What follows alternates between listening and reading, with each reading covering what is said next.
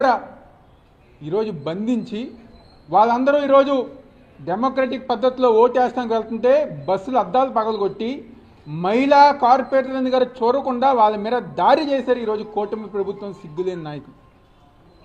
ఈరోజు నిన్నగారు మేము రాష్ట్ర ఎన్నికల కమిషనర్ గారికి నిన్నగారు మేము అందరం వైఎస్ఆర్ కాంగ్రెస్ పార్టీ తరఫున ఒక ప్రత్యేకమైన అధికారిని నియమించాలి. ఏదైతే కూటమి ప్రభుత్వం ఆధ్వర్యంలో జరుగుతున్న దాడులు కానివ్వండి, దౌర్జన్యాలు కానివ్వండి, ఎలక్షన్ సమయంలో చేస్తున్న ప్రయత్నాలు కానివ్వండి అరికట్టాలని చెప్పని నిన్న అధికారిని గారిని కోరటం జరిగింది. అదేవిధంగా ఈరోజు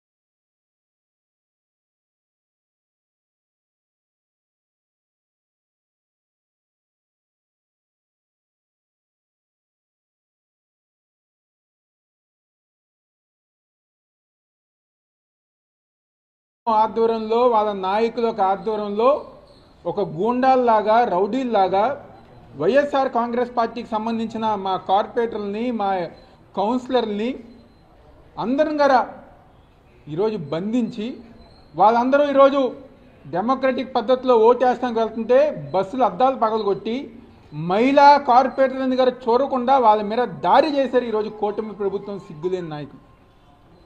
ఈరోజు నిన్నగారు మేము రాష్ట్ర ఎన్నికల కమిషనర్ గారికి నిన్నగారు మేము అందరం వైఎస్ఆర్ కాంగ్రెస్ పార్టీ తరఫున ఒక ప్రత్యేకమైన అధికారిని నియమించాలి.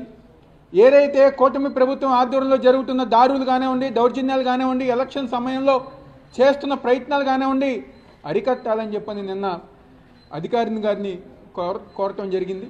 అదేవిధంగా ఈరోజు నిన్న రాత్రి నుంచి ఏదైతే ఉదయం దాకా జరిగిన సంఘటనలు ఉన్నాయో, ముఖ్యంగా అనేక ప్రాంతాల్లో వాళ్ళకి బలం లేకపోయినా మా ఒక కౌన్సిలర్ని కార్పొరేటర్ని వాళ్ళందరం గారు ఈరోజు భయపెట్టి బెదిరించి వాళ్ళ హాస్టల్ జోలికి వెళ్ళి చంపేస్తామని చెప్పని బెదిరించి ఈరోజు ఏదో కైవసం చేసుకోవాలని చెప్పిన ఉద్దేశంతో ఈరోజు కూటమి ప్రభుత్వం ముందుకెళ్తుంది.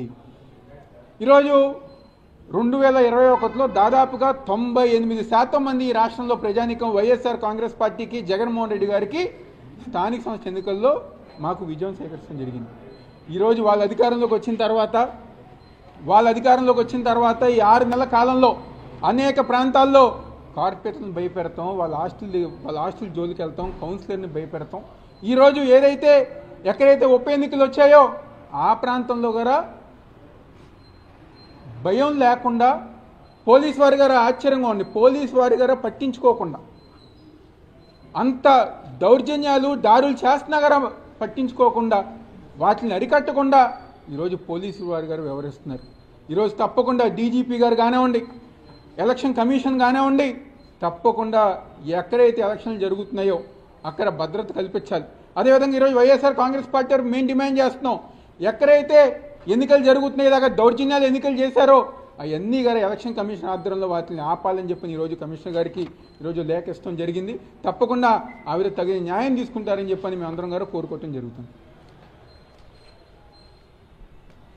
ఈరోజు మరొకసారి వైఎస్ఆర్ కాంగ్రెస్ పార్టీ బృందం అంతా కూడా రాష్ట్ర ఎన్నికల అధికారి గారిని కలిసి మేమందరం కూడా నిన్నే వచ్చి చెప్పాం, ముందస్తుగానే ఎన్నికల కమిషన్ని అప్రమత్తం చేశాం.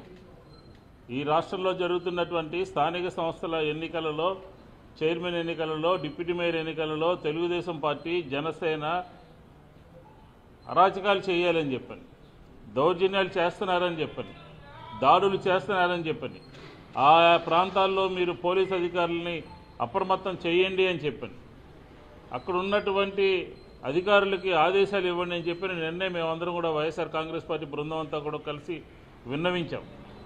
కానీ ఎక్కడా కూడా ఏమాత్రం కూడా వెరవకుండా పోలీసులు పూర్తిగా తిరుపతిలో కానీ అలాగే ఇతర ఎక్కడైతే ఎన్నికలు జరుగుతున్నాయో ఆ ప్రాంతంలో పూర్తిగా అధికార పార్టీకి ఒత్తాసు పలికి అధికార పార్టీ కౌన్సిలర్లకి కవచంలాగా మారి వైఎస్ఆర్ కాంగ్రెస్ పార్టీ ప్రజాప్రతినిధులు కార్పొరేటర్లు, మేయరు, పార్లమెంట్ సభ్యులు అందరూ కూడా బస్సులో వెళ్తూ ఉంటే 300 మంది కిరాయి మూకలు, రౌడీలు, జనసేన తెలుగుదేశం నాయకులు పోలీసులను అడ్డం పెట్టుకుని వారి మీద దాడి చేస్తే, వారిని దౌర్జన్యం చేస్తే అక్కడ పోలీస్ యంత్రాంగం అంతా కూడా కళ్ళప్పగిచ్చి చూస్తుంది.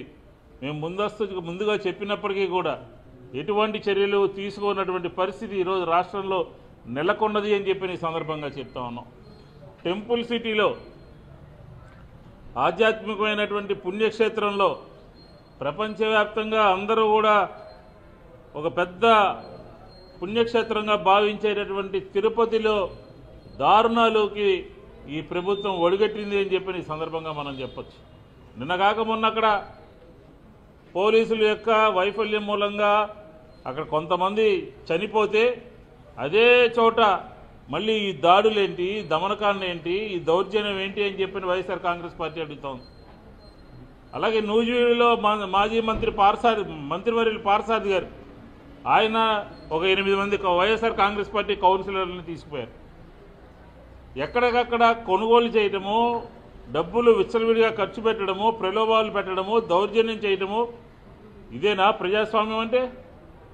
ఇదేనా కూటమి యొక్క ప్రజాస్వామ్యంలో మేము ఉన్నామని చెప్పుకోవడానికి కూటమి ప్రభుత్వం శరాఘాతంగా మారిపోయిందని చెప్పిన కూడా ఈ సందర్భంగా చెప్పచ్చు. భయం ఎందుకు మీకు?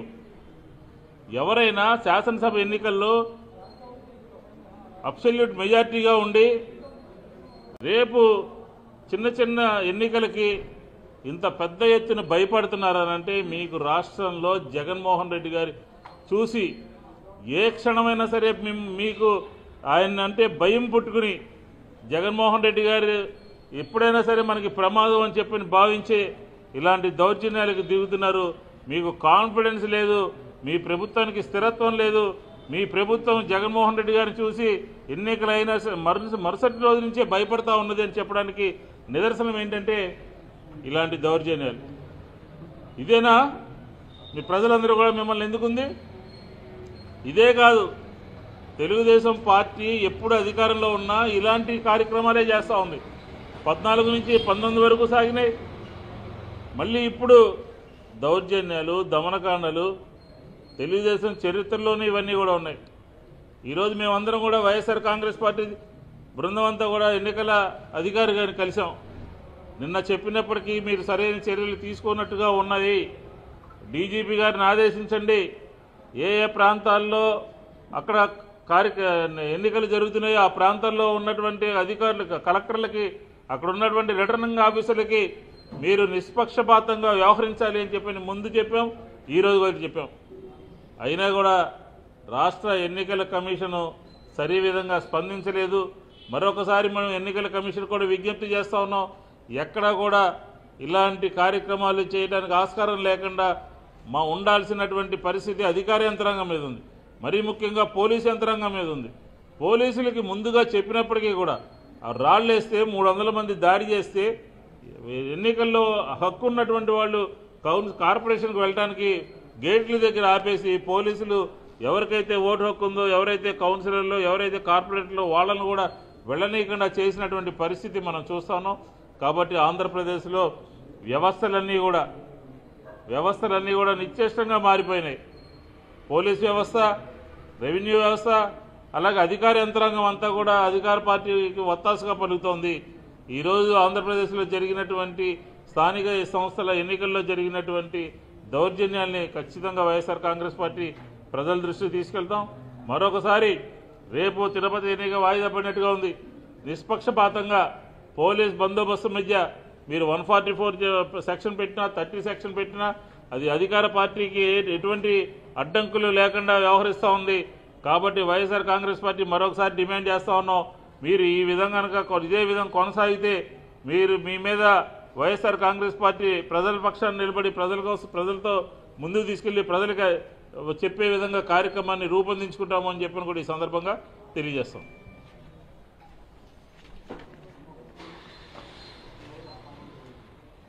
ఈరోజు ఆంధ్రప్రదేశ్లోన ఏ రకంగా విధ్వంసం సృష్టిస్తున్నారో కూటమి నాయకులు అన్నది మనం తిరుపతి నగరంలో చూడొచ్చు. ఇప్పుడు చూడండి వీళ్ళు విధ్వంసానికి వెళ్ళటము. ఈరోజు ఆ తిరుపతి నగరంలోన బస్సులోన ఒక ఎంపీ ఉన్నారు, ఒక ఎమ్మెల్సీ ఉన్నారు, ఒక బీసీ మహిళ మేయర్ కూర్చొని ఉన్నారు. ఫ్రంట్లో కూర్చొని ఉందామా? బస్సుని ఏ రకంగా అద్దాలను పగలగొడుతున్నారు, ఏ రకంగా 7 కార్పొరేటర్లని బస్సులో నుంచి బయటికి లాగి లేడీ కార్పొరేటర్లను కూడా చూడకున్నా, వాళ్ళకి దెబ్బలు తగులుతున్నాయనన్నా చూడకున్నా విధ్వంసం సృష్టించి ఈరోజు 7 మంది కార్పొరేటర్లని ఎత్తుకుపోవడం జరిగింది. వాళ్ళకి కోరం లేకపోయినా కానీ ఎలక్షన్ కావాలి, మాకు ఎలక్షన్ కావాలి అని అంటే ఎలక్షన్ పెట్టి ఈరోజు వైఎస్ఆర్సీపీ పార్టీ మేయర్ గారి, ఎంపీ గారు, ఎమ్మెల్సీ గారు, కార్పొరేటర్లు అందరూ ఈరోజు తిరుపతి కార్పొరేషన్లోకి వెళ్తుంటే అక్కడ ఎస్పీ గారు ఉంటుండగానే ఎస్పీ గారి సమక్షంలోనే ఈరోజు ఇంత విధ్వంసకాండం సృష్టిస్తున్నారు అని అంటే అసలు వెంకటేశ్వర స్వామి చూస్తున్నారు, ప్రజలు చూస్తున్నారు. ఏ మాత్రం వాళ్ళకి భయం లేకుండా అసలు యంత్రాంగం, పోలీస్ యంత్రాంగం ఏమవుతుంది? నిన్న ఎలక్షన్ కమిషన్కి మా పెద్దలందరూ, నాయకులందరూ వచ్చి నిన్న మేము చెప్పడం జరిగింది, మా కార్పొరేటర్లకు భద్రత కావాలి అని నిన్న కూడా మేము మీడియా మిత్రులకు కూడా తెలియచేయడం జరిగింది. ఇంత గట్టిగా మేము నిన్నటి నుంచి ఫాలో చేస్తున్నా కానీ నిమ్మక నీరెత్తినట్టు ఈరోజు పోలీస్ యంత్రాంగం కానీ లేకపోతే ఎలక్షన్ కమిషన్ కానీ ఉంది. పూర్తి స్థాయిలో కూటమి నాయకులకి, తెలుగుదేశం పార్టీకి ఒత్తసు పలుకుతున్నారు. ఒత్తసు పలికి ఈరోజు పూర్తిగా ప్రజాస్వామ్యాన్ని కూనీ చేస్తున్నారు. ఈ రకమైన విధ్వంసకాండ ఏనాడు చూడలేదు, ప్రజలు గమనిస్తున్నారు. కొంచెం అయినా వాళ్ళకి ఏ మాత్రం సిగ్గు ఉన్నా ఇలాంటి పనులకి మాత్రం వెళ్ళరు. తీసుకెళ్తున్నారు, కౌన్సిలర్లు తీసుకెళ్తున్నారు, ఫామ్ హౌస్లో పెడుతున్నారు, ఎన్నో రకాలుగా వాళ్ళని భయభ్రాంతులకు గురి చేస్తున్నారు, అలాగే వాళ్ళని కొనుగోలు చేస్తున్నారు. ఇది ఎంతవరకు న్యాయం అన్నది ప్రజలు గమనిస్తున్నారు. రేపటి రోజున ప్రజలు పూర్తి స్థాయిలో వీళ్ళకి తగిన బుద్ధి అన్నది తెలియచేయాలా, తెలియచేసే విధంగా రేపటి రోజున ఎలాంటి ఎలక్షన్లు వచ్చినా కానీ ఈ కూటమి నాయకులకు తగిన బుద్ధి వచ్చేలాగా ప్రజలు గమనించాలని మేము తెలియజేసుకుంటున్నాం.